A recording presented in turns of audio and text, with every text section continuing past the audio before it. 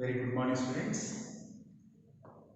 Previously, under second year economics, what we have seen, the first chapter, that is economic growth and economic development. Under that chapter, we have seen the definitions of economic growth and economic development and their meaning, and what is the basic difference between economic growth and economic development. Those two words are not similar, those are completely different. How they are different, we have seen. After that, we have seen that the characteristic features of developed countries, ante abhivruddhi chendina deshala lakshanalu chadivam. Now, what are the characteristic features of developing countries? What are the characteristic features of developing countries? So, what are developing countries? The low income and middle income countries together called developing countries. Low income, low and middle income countries are called developing countries. Okay, so the low and middle income countries are called developing countries. And what are those? While studying about developed countries, we have seen that the developed countries are actually also called advanced countries, industrial countries, high income countries.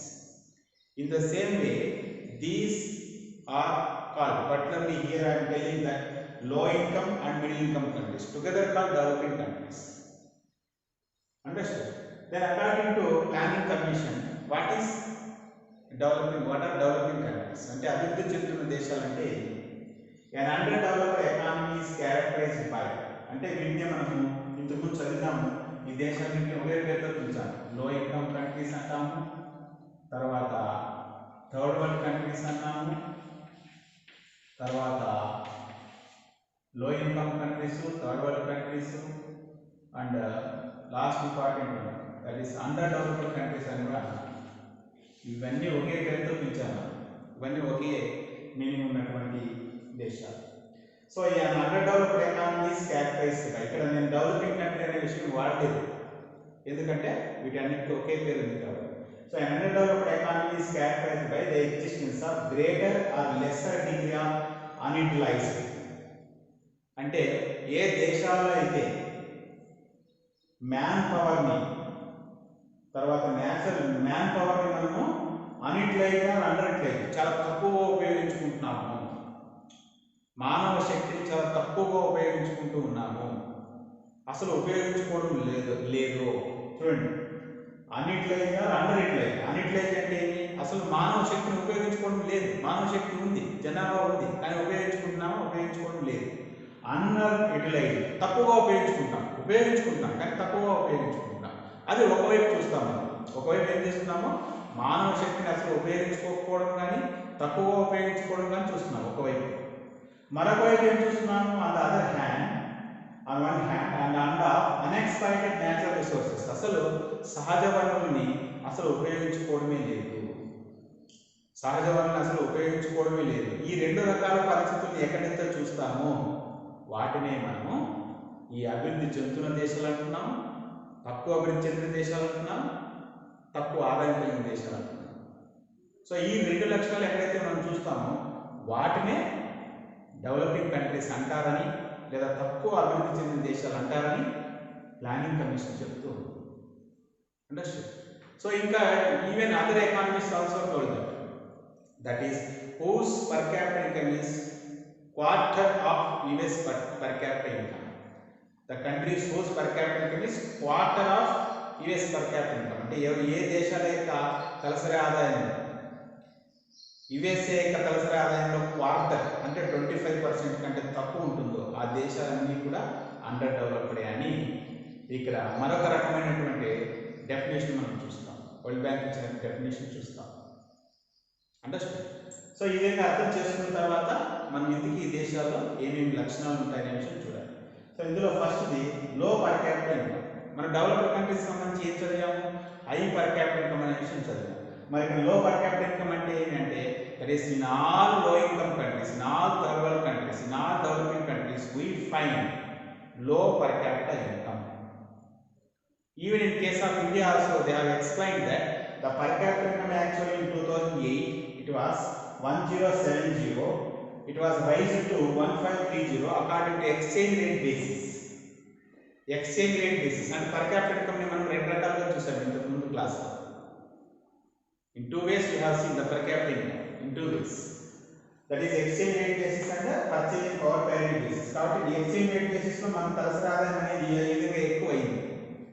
తర్వాత purchasing power parity base తో $2960 ఉన్నటువంటిది 2008 లో 3840 increase అయింది. Purchasing power parity basis తో చూసినప్పుడు మన తలసరి ఆదాయం ఇలా ఎక్కువ అయినప్పటికీ still India is a developing nation or under developing nation. That what you have to understood.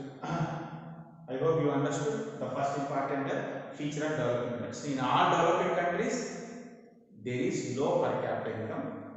Even in case of India also you have seen that even though there is rise, there is increase in the per capita income on the base of exchange rate and also on the base of purchasing power parity, still India is a developing country.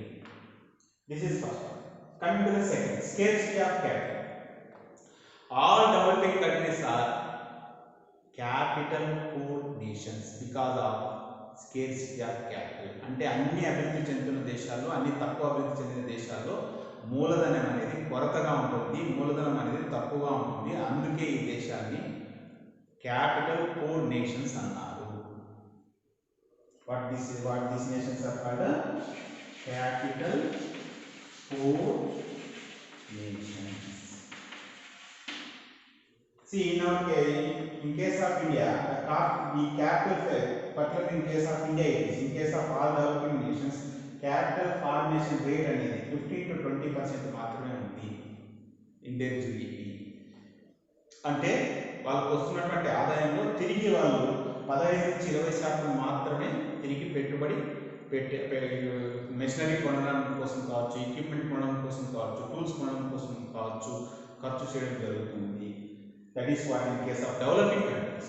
Whereas in case of India, gross domestic saving rate is 27.9%.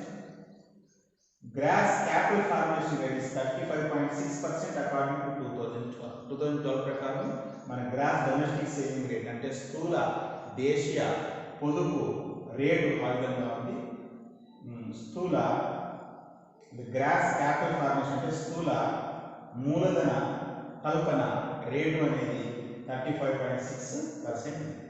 So ఈ విధంగా మనము ఒక రకంగా వేరే దేశాలతో పోల్చినప్పుడు భారతదేశం యొక్క పరిస్థితి మెరుగ్గా ఉన్నప్పటికీ ఇంకా ఇండస్ట్రియలైజేషన్ జరగాలంటే, దేశం వేగంగా అభివృద్ధి చెందాలంటే ఈ రేటు పెరగాల్సిన అవసరం ఉంది అనే విషయం మనం గ్రహించాలి. సో అన్ని డెవలపింగ్ కంట్రీస్ ఇక్కడ గ్రహించాల్సింది ఏమంటే క్యాపిటల్ అనేది తక్కువగా ఉంటుంది. అది రెండో ముఖ్యమైనటువంటి లక్షణం. మరి మూడోది ఏమంటే డెమోగ్రఫిక్ క్యారెక్టరిస్టిక్స్.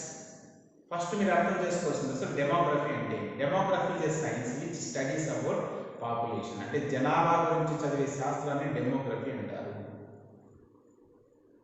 జనాభా కాబట్టి జనాభా గురించి చదివేది demography.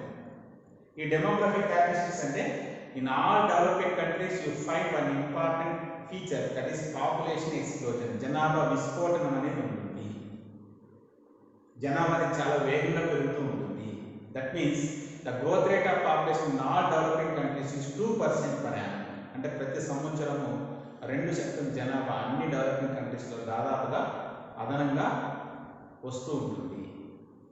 And in case of India that is 121 crores or 1210 million in 2011, whereas in case of 2015 it was increased to 1278 and that is 127.8 crores. అటు మన దేశంలో కూడా జనాభా విపరీతంగా పెరుగుతుంది. So compare to developed countries the growth rate of population is very high as well as density of population is also very high in developing countries. That what you have to understand. So మరి దీనివల్ల ఏమైనా నష్టం ఉందనే విషయం మీరు గ్రహించవచ్చు. Is there any difficulty in this? Is there any problem? So whenever the population increases, whenever income also increase, no problem. If population increases, income will not increase, the per capita income will decrease. the low per capita income is the sign, is the indicator of low, that is what, low standard of living. ఆ దేశాల్లో ఖచ్చితంగా వారి జీవన నాణ్యత అనేది తగ్గడం జరుగుతుంది.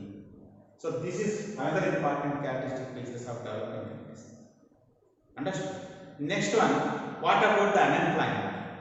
What about their quality of life? Let us see. Yes, students. So the another important feature of developing countries is unemployment. So particularly in case of developed countries, I told you that the magnitude and the nature of unemployment in developed countries are completely different from the developing countries. In developed countries, you can see two types of unemployments. Those are cyclical and frictional unemployments. What are the meanings from Chadiya? Then here, what is the basic reason for unemployment in developing countries? And actually, in all developing countries, the important problem you see, because of their low levels of income, most of the people are in poverty. Whenever most of the people are in poverty, the markets for the industrial goods are very small. Markets are not wide, markets are small. Markets are small in the sense the markets are occupied in less area, not the goods which we require. That is the less demand for the goods. Whenever there is less demand for the goods, automatically whenever what will happen, the industrial sector fails to absorb more and more labor force to engage in the industrial activities. Industrial sector actually not in a position to get more labor, provide more employment to the labor. Why? Because there is no demand for the goods. If there is more demand for the goods, industrial sector can engage, can employ more and more labor. అటు పారిశ్రామిక రంగం అనేది వస్తువులకు ఎక్కువగా demand లేదు కాబట్టి ఎక్కువ మందిని తీసుకోదు. వస్తువులకు ఎక్కువగా డిమాండ్ ఉన్నట్లయితే ఎక్కువ మందిని ఉద్యోగాల్లో ఇక్కడ తీసుకోవడానికి అవకాశం ఉంటుంది. కానీ ఇక్కడ పేదరికం వలన వస్తువులకు తక్కువ డిమాండ్ ఉంది. తక్కువ డిమాండ్ ఉండడం వల్ల ఇండస్ట్రియల్ సెక్టర్ అనేది ఎక్కువ మందిని ఉద్యోగాల్లో తీసుకునే అవకాశం ఉంది. Because of that what will happen, there will be more pressure on, that is pressure of population agriculture sector. కాబట్టి ఎప్పుడైతే ఇండస్ట్రియల్ సెక్టర్లో వాళ్ళకి ఉద్యోగాలు లేవో ఆటోమేటిక్గా జనాభా అనేది ఏమవుతుంది, ఖచ్చితంగా వారు వ్యవసాయం మీద ఆధారపడతారు. Whenever they depend more and more on agriculture, automatically it leads to which type of unemployment means disguised unemployment. అది ఖచ్చితంగా ఏ రకమైన నిరుద్యోగతకు దారితీస్తుందంటే అది డిస్గైజ్డ్ అన్ఎంప్లాయ్మెంట్, ఇది ప్రచ్ఛన్న నిరుద్యోగతకి దారితీస్తుంది. డిస్గైజ్డ్ అన్ఎంప్లాయ్మెంట్ అనే విషయం మనం చదివాము. That is having more than required, అంటే అవసరం ఉన్న వాళ్ళకంటే ఎక్కువ మంది మన శ్రామికులు ఉన్నట్లయితే ఆ రకమైన నిరుద్యోగతని disguised unemployment, having more than required. అంటే అవసరం ఉన్న వాళ్ళకంటే శ్రామికులు ఎక్కువ సంఖ్యలో ఏదైనా పట్ల వ్యవసాయ రంగంలో ఉన్నారు, ఆ విధమైనటువంటి నిరుద్యోగత మనం ఏమనొచ్చంటే ప్రచ్ఛన్న నిరుద్యోగత అనొచ్చు. ఈ విధంగా మన దేశంలో అన్ఎంప్లాయ్మెంట్ అనేది రావడానికి కారణంగా మనం చెప్పుకోవచ్చు. డెవలపింగ్ కంట్రీస్లో ఈ రకమైనటువంటి సిచ్యువేషన్ ఉందని అర్థం చేసుకోవాలి. Then according to 11th Five-Year Plan, nearly 82 million are unemployed, and the unemployment rate according to 2011 is 5.6%. That means in the total labor force, nearly 5.6% of the labor, they are not getting any kind of wage, any kind of job, any kind of work. This is first, fourth important feature. Let us see the predominance of agriculture. Next important. So in all developing countries, the agriculture or the primary sector is playing very important role. How do you say that agriculture is playing very important role? Based on their share, based on the population engaged in the primary sector. కాబట్టి వ్యవసాయ రంగం నుంచి వస్తున్నటువంటి ఆదాయం దృష్ట్యా, వ్యవసాయం మీద ఆధారపడినటువంటి జనాభా దృష్ట్యా మనం గమనించినట్లయితే ఈ అన్ని డెవలపింగ్ కంట్రీస్లో కూడా వ్యవసాయం అనేది చాలా ముఖ్యమైన రోల్ని ప్లే చేస్తుంది, ప్రాధాన్యమైనటువంటి రోల్లో ఉంది అనే విషయం మనకి అర్థమైంది. And even agriculture is technically backward, సాంకేతికంగా వెనుకబడి ఉంది వ్యవసాయం అన్ని డెవలపింగ్ కంట్రీస్లో. And productivity per person is low, కాబట్టి ఒక వ్యక్తి కూడా, ఒక శ్రామికుని యొక్క ఉత్పాదకత, సగటుగా ఒక వ్యక్తి ఉత్పత్తి చేస్తున్నటువంటి వస్తువులు కూడా తక్కువ మొత్తంలోనే ఉన్నాయి వ్యవసాయ రంగం, ముఖ్యంగా డెవలపింగ్ కంట్రీస్. ఎందుకు ఆ విధంగా అంటే they are technically backward. That means if labor is trained, if labor is educated, if labor is actually given a good machinery, if he goes for mechanization, if farmer goes for mechanization, automatically the productivity will increase. But here it is technically backward. Because of that, the low productivity can observe in case of every worker. And according to 2013, in case of India, that is 54.6% of the population still depend on agriculture, as well as 13.9% of income is coming to GDP, coming to India, particularly India's income from agriculture sector. కాబట్టి ఆదాయం అయితే ఇంత జనాభా భారతదేశం విషయానికి వచ్చినట్లయితే ఆధారపడి ఉన్నారు.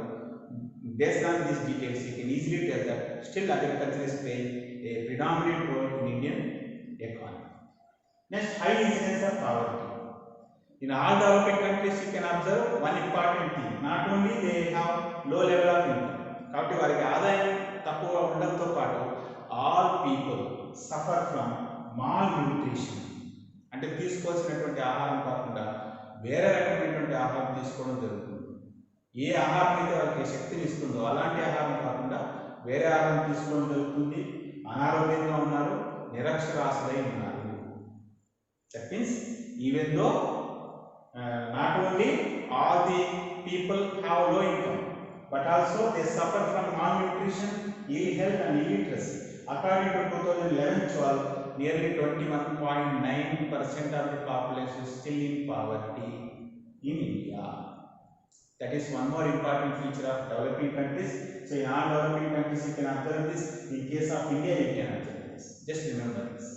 And next important one, income inequality. ఆదాయ అసమానతలు అనేవి. So in case of particularly non-developing countries, there are inequalities in case of income as well as wealth. అంటే ఆదాయ విషయంలోనూ సంపద విషయంలోనూ అనేక అసమానతలు ఉన్నాయి అన్ని డెవలపింగ్ కంట్రీస్ లో కూడా.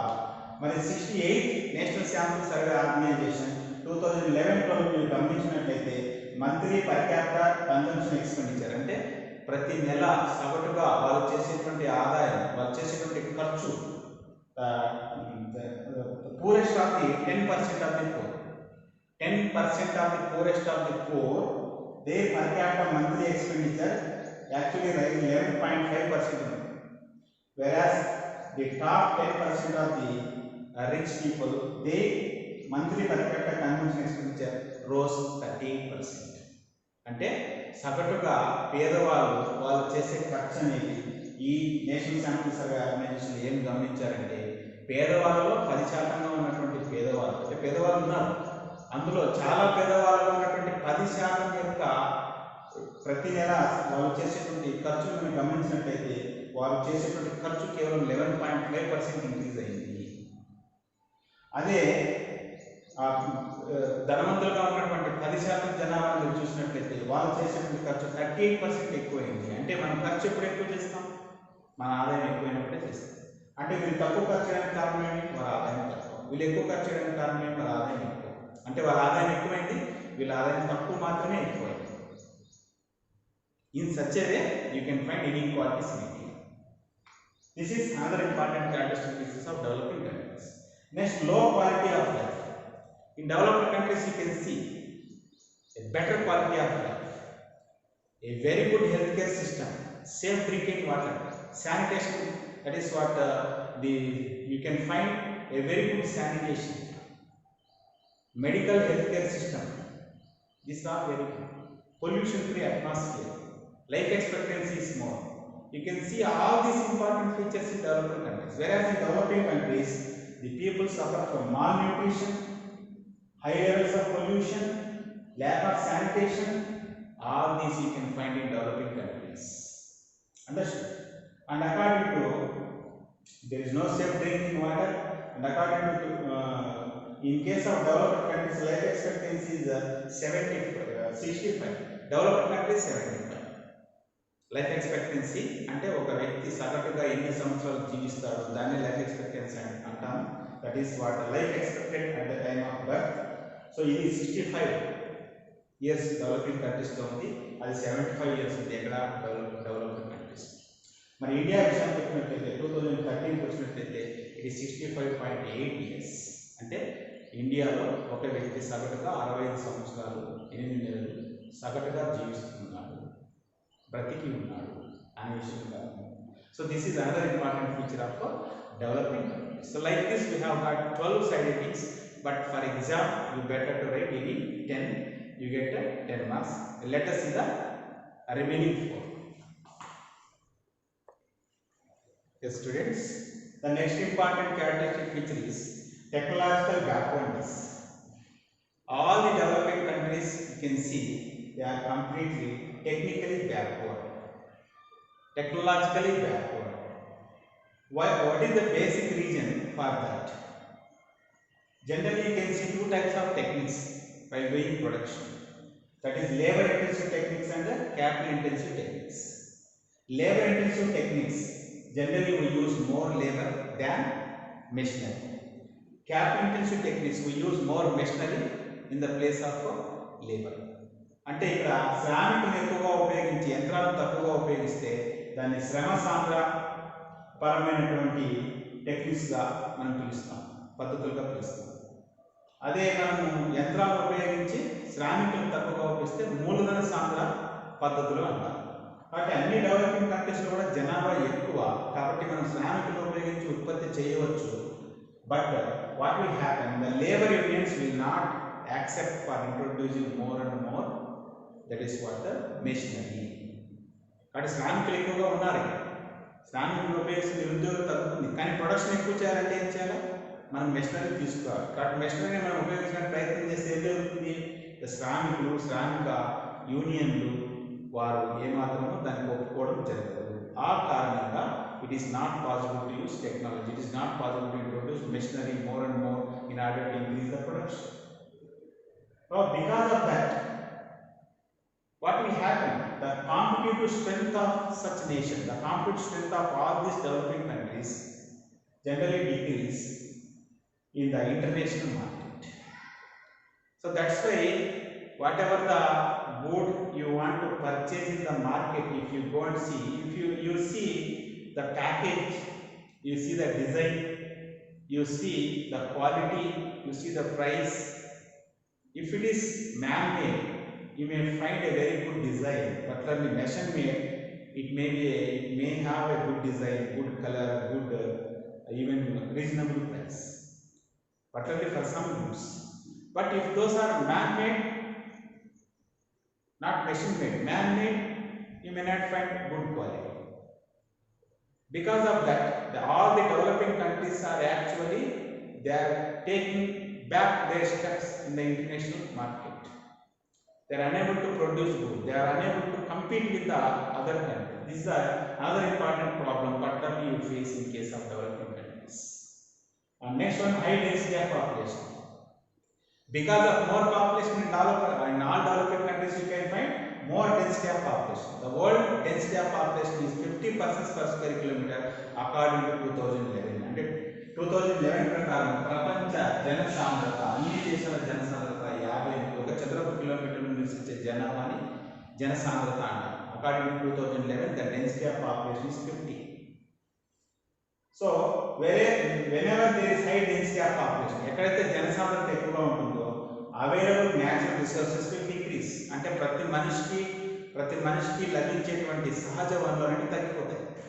అందుకే మనకు తెలుగులో ఒక సామెత చూస్తాము, ఇక్కడ మంది ఎక్కువైతే అంటే ఇంట్లో మనం ఇంట్లో వాళ్ళు ఎక్కువైతే ఇది మజ్జిగ పలుచన అంట తెలుగులో సామెత.